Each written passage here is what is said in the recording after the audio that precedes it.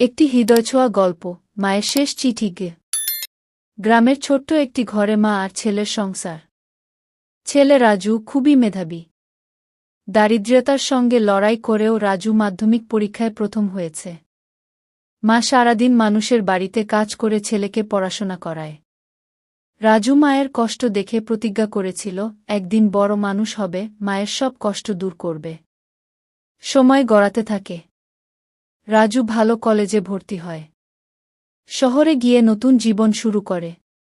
শহরের চাকচিক্যে মা আর গ্রামের কথা ধীরে ধীরে তার মনের আড়ালে চলে যায়। মা প্রতিদিন চিঠি লিখে পাঠায়, কিন্তু রাজু কোনো উত্তর দেয় না।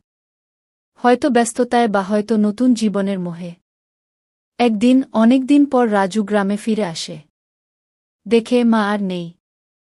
ছোট্ট ঘরের এক কোণে মায়ের শেষ চিঠি পড়েছিল। রাজু চিঠি খুলে পড়ে। রাজু, তুই অনেক বড় মানুষ হবি, এই বিশ্বাস আমার।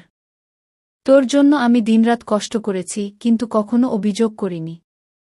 তুই যে ভালো থাকিস, সেটাই আমার সব। তোর চিঠির অপেক্ষা করতাম, কিন্তু বুঝি তুই অনেক ব্যস্ত।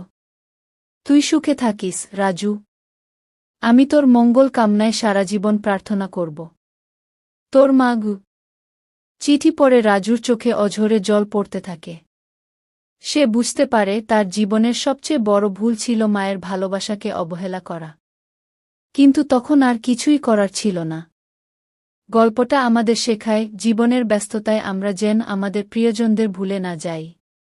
কারণ তাদের ভালোবাসাই আমাদের জীবনের মূল ভিত্তি।